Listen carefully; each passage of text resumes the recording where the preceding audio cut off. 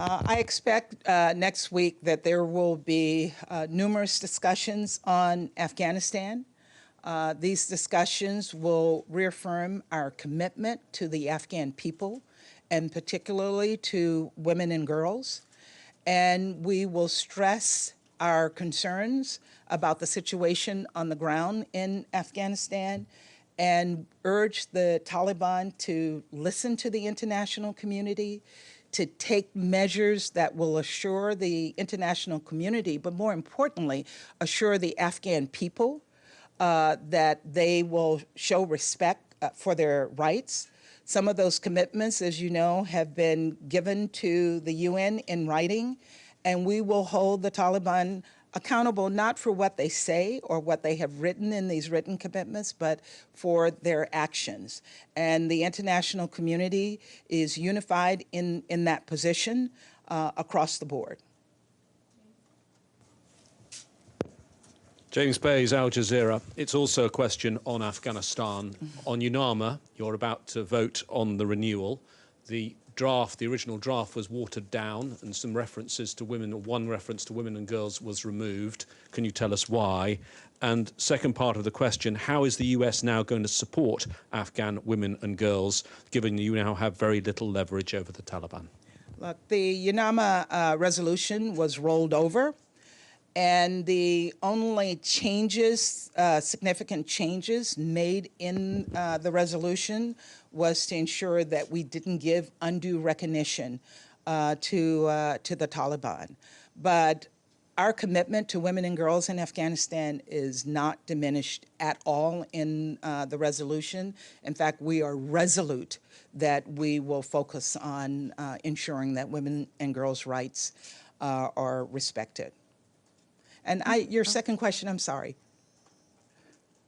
Well, it was the same thing, really. How are you going to try and support women and girls? Because you do now you don't have troops there, you've lost your main leverage over the Taliban. No, I would argue exactly the opposite, that our leverage remains there.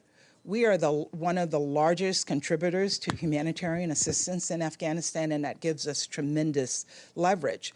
But also the leverage is increased by the unity of the international community, and that unity has been consistent. Pam? Thank you, Olivia, and thank you, Ambassador. We appreciate the briefing before a busy week. It's Pamela Falk from CBS News. Yes. The US-UN sent a letter, a note, saying that, or urging ambassadors to send videos to UNGA in order to not have a super spreader. And yet, alas, we have many world leaders coming.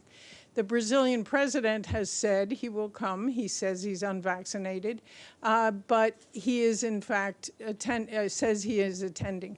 Are you worried about the UN being a petri dish for the spread of COVID-19? Well, that's exactly what our letter said, that we are concerned about the UN event being a super spreader event, and that we need to take all measures to ensure that it does not become a super spreader event. Every single visitor coming into the United States, they're all required to show proof that they've had a negative COVID test. We're also putting mitigation efforts around the city, including, as I mentioned, a truck outside the United Nations building that will provide COVID testing and provide the COVID vaccine. But look, leaders have to be responsible, and they have to take responsibility for their actions and ensure that their actions do not lead to jeopardizing the health and safety of the people of New York, of all of the participants here at the United Nations, and that they don't take COVID back to their home countries. So we are urging that all countries take the necessary measures to follow all of the procedures that CDC and that the City of New York has put in place to keep them safe and to keep all of us safe over the course of this week. And just a note for the folks who are joining us virtually, please raise your hands or use the chat function to indicate if you'd like to ask a question. Sherwin? Good morning, Ambassador. Sherwin Briceby, South African Broadcasting. I want to give you some figures that the WHO released today. 5.7 billion doses of vaccines have been administered globally. 73% of those doses administered in just 10 countries, including the United States.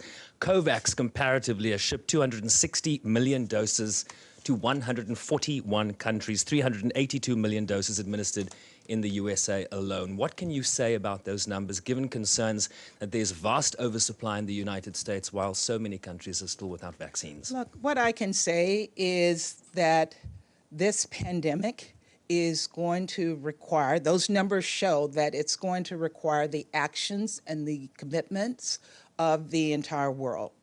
And it's going to require leadership. And President Biden has shown that leadership in no uncertain terms.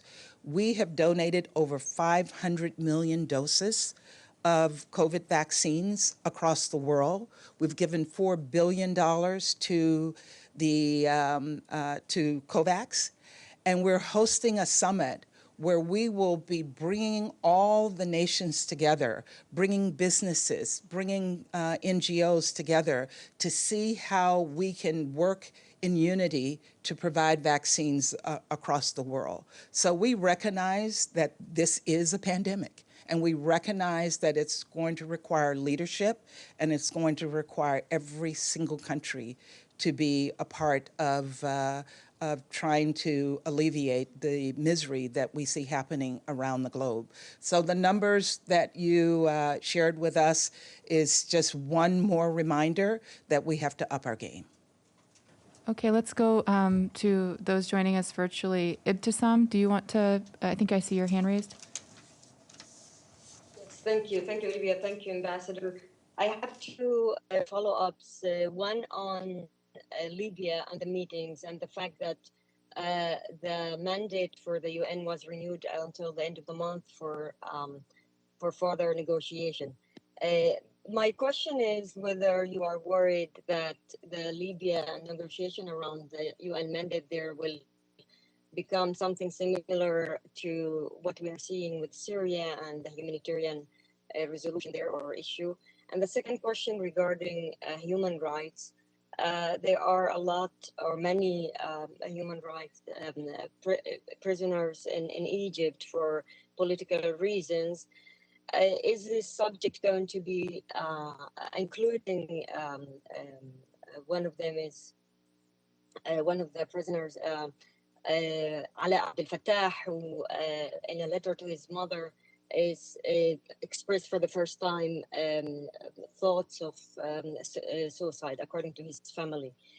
So is this subject, the subject of human rights in Egypt, going to be also on the table when U.S. officials meet Egyptian officials? Thank you.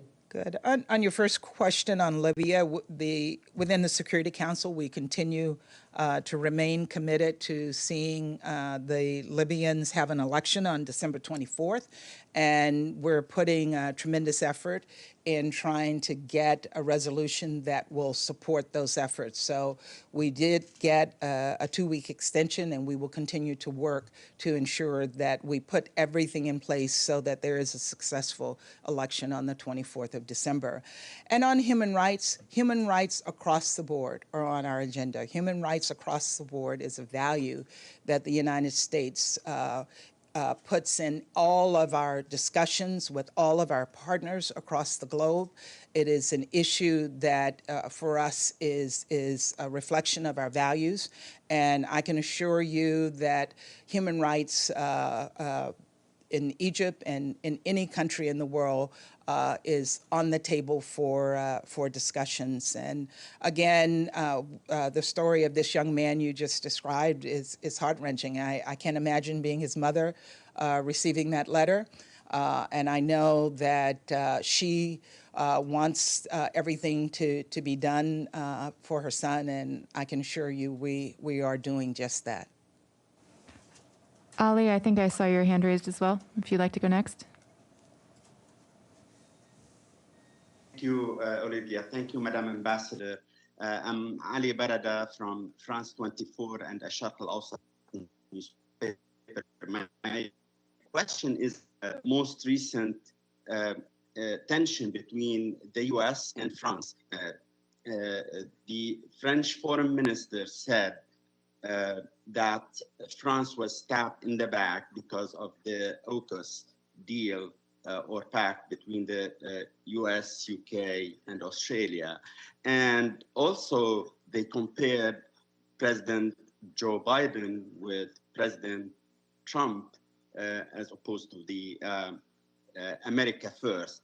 Tell me, please, how is your cooperation with the French colleagues, and whether you agree with those statements or not, and whether you're surprised or not? Thank you. Look, I have a very, very close working relationship and personal relationship with my counterpart from the French mission, Nicolas. As members of the P3, we are regularly in close contact and coordination, and in fact, I saw him yesterday evening. But as it relates to this situation, senior administration officials were in touch with their French counterparts to discuss AUKUS, including before the announcement. And I have heard from Australian partners that they too were in touch with the French, but I will leave it to them to describe why they sought a new technology. But as the president said, we cooperate closely with France on shared priorities, both in the Indo-Pacific region, and we'll continue to do so here in the Security Council. Good friends have disagreements, but that's the nature of friendship, and that's because you're friends, you can have disagreement and continue to work on those areas of cooperation. And we will continue to work with our French colleagues on areas of cooperation and address any tensions in our relationship, but we don't see those tensions changing the nature of our friendship. Let's go back to the room. Michelle, do you want to go next? Thanks, Ambassador. Thanks for the briefing. Just wanted to follow up specifically on whether the President will have any bilaterals while he's here next week. I believe it's a very quick trip for him. Is he doing any bilaterals in New York? And given Secretary Blinken's here for, I think, 3 days, the new Iranian Foreign Minister is also here in town. Does the US see any value in the two of them trying to have a meeting? And just on North Korea, there was ballistic missile tests the other day. Will the US attempt to sort of do anything here at the UN regarding that? Thanks. Okay. First question on President Biden. Right now, what I understand is the president will arrive. He will give his speech, and he will go back to Washington and continue to have virtual events related to the United Nations. So in keeping with our concerns about COVID and encouraging delegations, one, not to come with too large a delegation. So we actually have a much smaller delegation than what we would normally have here in New York. And the president is staying for a much shorter time than he would ordinarily stay. And then on Secretary Blinken's, I can't preview what plans the Secretary will have for bilateral meetings, but we will have a whole slew of bilateral meetings, as you can imagine, across the board. And I've forgotten your third question. And just on that note, does the US see value in meeting with Iran next week? Again, we have not made any decisions. We have been engaged with the Iranians in Vienna, and those discussions will continue. We have not made any direct plans for bilateral meetings while they are here, but that doesn't mean that we don't see value in having discussions with the Iranians, because we do want to move forward on issues related to the JCPOA. And then on North Korea, I mean, I made the point. We are very concerned by the missile test that the DPRK carried out a few days ago. We've engaged with partners in the region on that as recently as yesterday. We discussed it in the Security Council, and we'll be discussing it in the 1718 committee. Last one, the ambassador is going to have to get to the Security Council after this, so I apologize. Thank you, Ambassador, for doing this. David Weiner from Bloomberg. You mentioned a variety of issues that are important to the U.S., such as climate, COVID, democracy. On all those issues, obviously working with China, especially on climate, will be very important. Can you talk about what sort of steps the U.S. is taking to work with China? What kind of conversations have the U.S. held with China leading up to UNGA and during UNGA that would really enable progress on all those fronts? Thanks. You know, being on the Security Council and in the P5 with the Chinese, we have regular engagements with them almost on a daily basis. And the Chinese PR and I have regular bilateral discussions on a range of issues. Our relationship is complex. And it goes without saying that there are tensions, but there are areas where we are able to cooperate, and we look to work on those areas, such as on climate change and encouraging the Chinese to up their commitments on emissions, and in working together with them sometimes on more difficult issues, but occasionally coming to some kind of agreement.